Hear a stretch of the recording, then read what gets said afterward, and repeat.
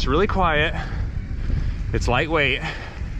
Not quite as supportive as full battery, you know, big battery, full power motor.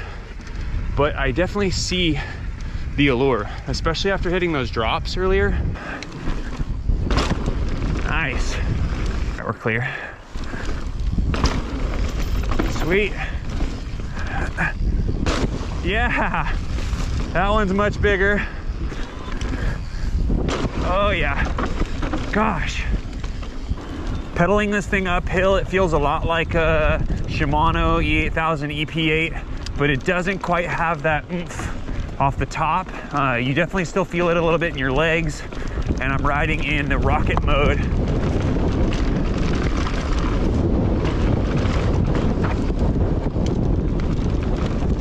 I mentioned this thing feels a lot like the Nomad kinematics.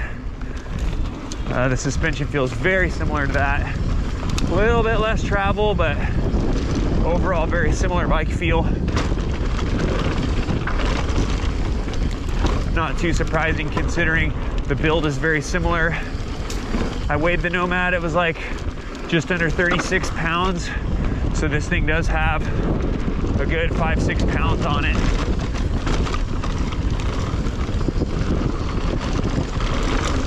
Oh yeah, I picked a good day to ride here. Oop, a little bit slippy. Tuck these rocks. Nice. Really planted and composed. Just wants to charge.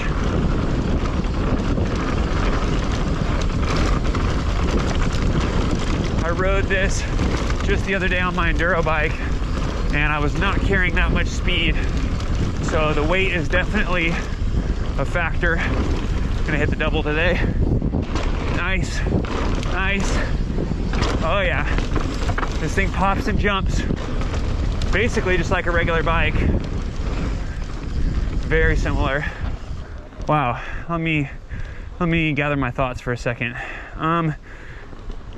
When you go to hit features, it doesn't feel like you have the big massive weight of a full power e-bike underneath you, which is really confidence inspiring, because if you're into jumping but you still want to do more laps or faster laps, something like this could be the ticket for you. Is it going to substitute a full power e-bike? No, it's not, but it's kind of in a class of its own, and I think it's fair to say that we'll be seeing a lot more of these soon. I want to pull this from the top here. Oh yeah. This is the breeze mode, signified by green. It almost feels like riding a regular bike. It's very difficult. You can feel the burn in your legs. Bump it up to the river mode.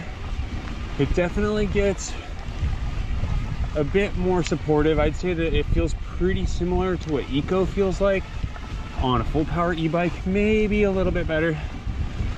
And then rocket, I've been living in rocket mode. Feels really good. I'd say that this, if I had this bike, this was mine, I'd probably ride specifically in rocket, especially if I was riding with full power e-bikes. You'd have to really to keep up with them.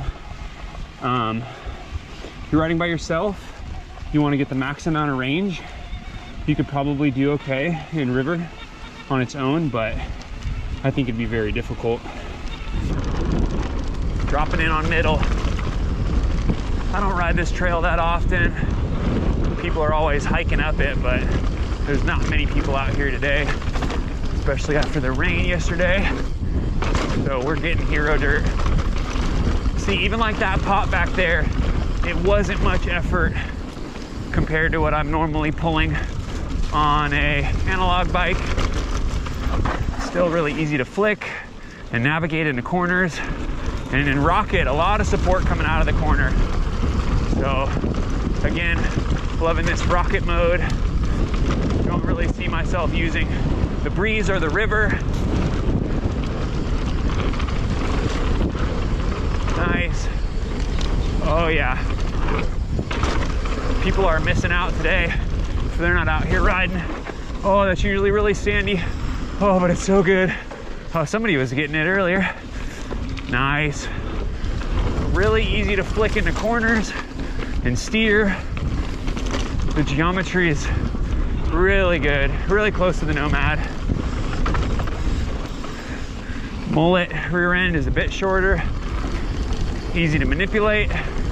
On the XL, it's like 446, around 500 for reach. I ride around a 64-degree head-to angle, which is really perfect in that all-mountain enduro category. Oh gosh, it's so good right now. Pop off that. Easy. Not a lot of effort to get this thing up and over. But a nice pedal. This section here is going to be really good. Gosh, I'm really blown away that this is an e-bike. It doesn't ride like one. Yeah, drifting in the sand there. Nice. We can get into this corner good. Give it a little. Nice. Perfectly balanced right in the middle of the bike. Doesn't feel like I'm too far forward, too far back. Power delivery is definitely there. This would be cool to really have as just a one bike solution, because you could still pedal it like an analog bike with your analog bike friends. You will struggle to keep up with the guys on full power e-bikes, guys or girls on full power e-bikes, but I think if they wanted to hang in trail, you could put it in rocket and just keep with them pretty good. Wow, freaking hero dirt out here today. So right now I'm pedaling up a trail that I've pedaled up a few times before, but it's definitely not normally an option for me, just because it's long, it's grueling, and it's not really worth the payoff. But on a bike like this, it's really perfect for it. I don't know, not trying too hard. My heart rate's in the 150s, just cruising in rocket mode, full support, and just going up it. So far I've been riding for 35 minutes. I've gone 6 miles and 1,700 feet. Now, if you're short on time, or you can only get out, a few times a week, and you want to maximize your laps, this could be it. I don't ever ride this trail downhill, but on an e-bike, far more accessible, which is nice, allowing me to do more laps, shorter amount of time, climb much more. Gosh, the sand packs in so good with just a little bit of rain. Still drifty though.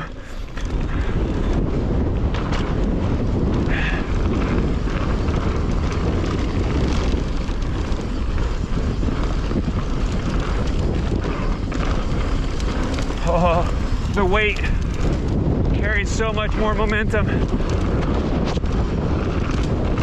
Gotta be careful right here. Flat.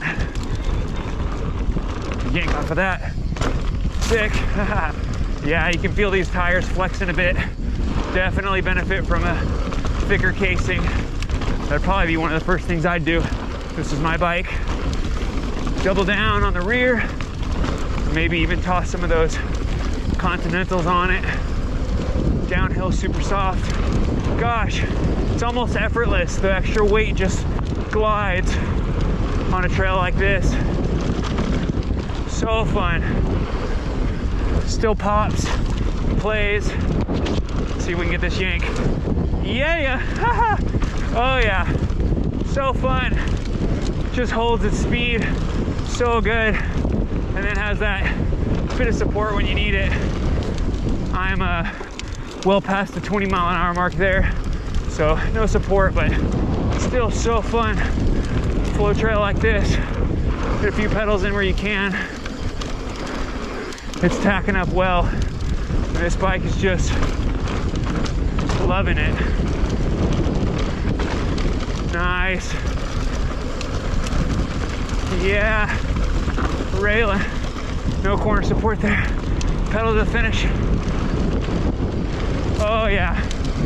I gotta go back up. It's just too good.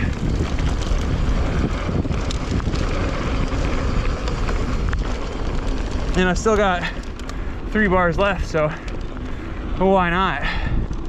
8 miles, 1,800 feet. And I could do that whole loop again. You wanna do a lot of laps in a short amount of time, gosh, e-bike is the way. And just to wrap it up, I had an absolutely amazing time riding the Heckler SL. I definitely wonder who this bike is for. I feel like it slots right into that middle category between analog and full power e-bikes. If you're gonna keep your analog bike, you may wanna go full power. Now, I will say I spent a few hours on it just this week, chasing my friend down who has a full power e-bike. He was in trail, I was in rocket on this, and I was definitely pushing hard. So if you're fit and you can pedal, you wanna keep up with e-bikes, but you also wanna be able to tune down and ride with people with analog bikes, this could be the bike for you. I definitely would say this bike can hold its own in the bike park over summer. So if you were like, I'm ditching my analog bike, I just want one e-bike, this could be that. It's definitely right there in the middle, weight-wise. It feels closer to a regular bike than it does an e-bike.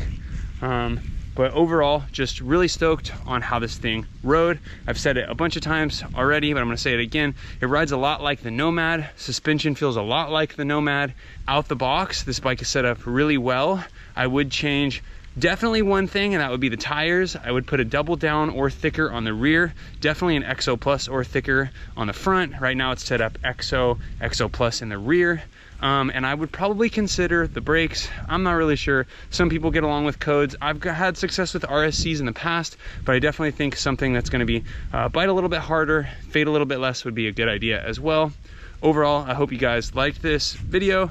If you did, please subscribe down below, help support my channel, and also thanks for watching.